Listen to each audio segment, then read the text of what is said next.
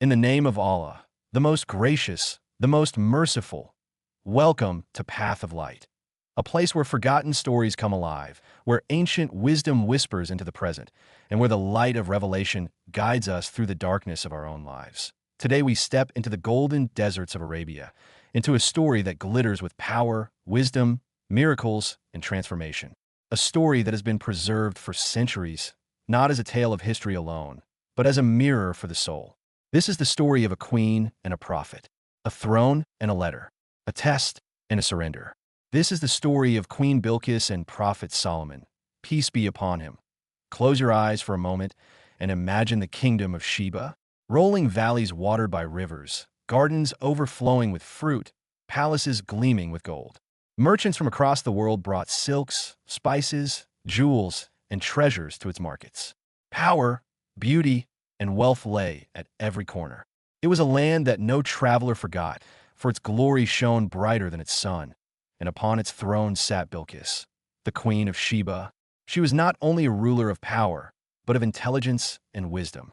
Her court admired her people trusted her, and her kingdom flourished under her reign. Her throne, carved from ivory and studded with gems, rose like a mountain in her palace. To the eyes of the world, she had everything. But beneath the surface of glory was a wound. For her people, and she herself, bowed not to Allah, but to the sun that rose in the morning sky. They prostrated to the created instead of the Creator. They honored the burning star, but ignored the one who lit it. Bilqis, though wise in worldly matters, had never been shown the true light of faith. Far from Sheba, in Jerusalem, lived a man unlike any other. Solomon, son of David, peace be upon them both. A prophet of Allah, given a kingdom no one on earth could match.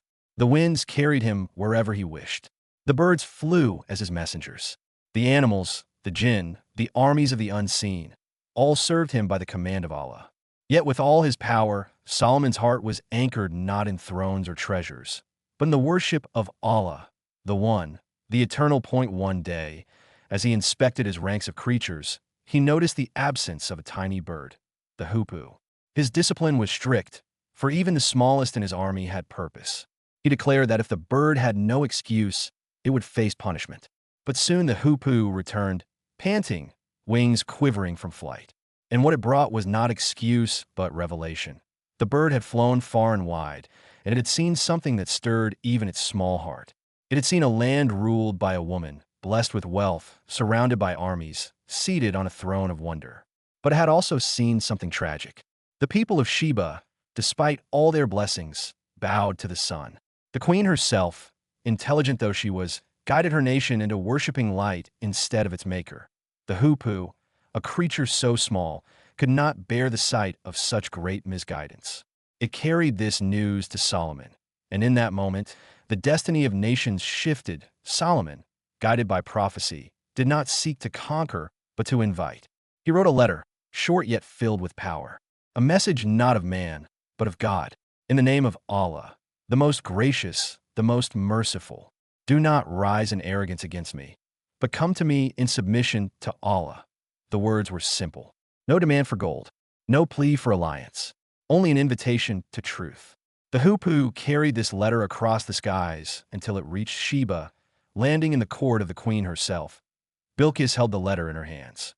She read its words, and something stirred in her heart. Never had she received a message that began with the name of Allah. Never had she been addressed, not as a ruler of wealth, but as a servant before God. She was shaken, but she was cautious. She gathered her advisors and shared the letter.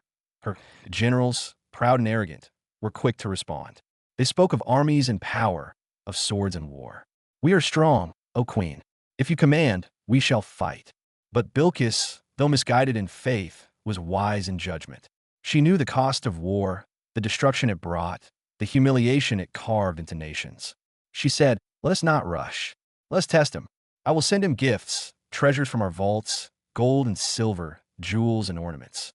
If Solomon is a king like others, he will accept them. But if he is truly a prophet, he will reject them. And so caravans heavy with gifts left Sheba, crossing sands and valleys until they reached Jerusalem. Treasures laid before Solomon, but he looked upon them with calm. To him, they were dust compared to the blessings Allah had given. He rejected them all, sending the messengers back with a warning. Return to your queen. What Allah has granted me is greater than this. If she does not submit, I will come with armies no one can resist.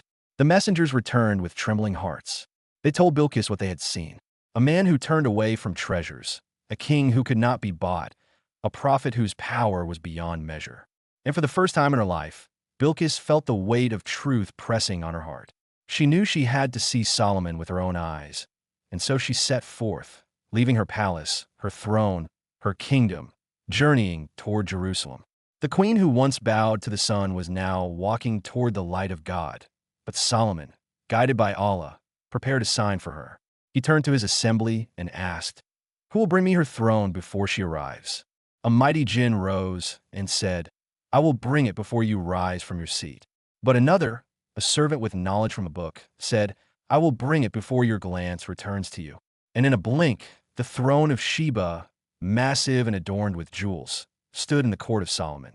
Solomon ordered it to be altered slightly, its jewels rearranged, its details changed. He wished to test Bilqis, to see her wisdom and her perception. When she arrived, she was shown the throne. Her eyes widened, for it was hers. Yet it looked different. She said, "It seems to be the same, yet altered." Her words revealed her intelligence, her caution, her humility. She did not deny what was clear, nor did she boast. She spoke with wisdom, and Solomon saw in her a heart ready to awaken. But Allah wished to break the last veil of her illusion. Solomon led her to a palace hall, its floor made of glass, so pure that water flowed beneath it, filled with fish. As she approached, she thought it was a river. She lifted her garments to walk through, but Solomon told her, "It is glass." And in that moment, the world fell away. The illusions of creation shattered. The woman who had once bowed to the sun realized the sun itself was only glass, fragile, empty, dependent. She realized her throne, her wealth, her power, her son, all were but fleeting shadows. Only Allah remains. Only Allah is worthy. Her heart broke free, and she whispered the words that changed her destiny. "My Lord, I have wronged myself. I submit with Solomon to Allah, the Lord of the worlds." The queen who had everything but truth had now found what her soul longed for.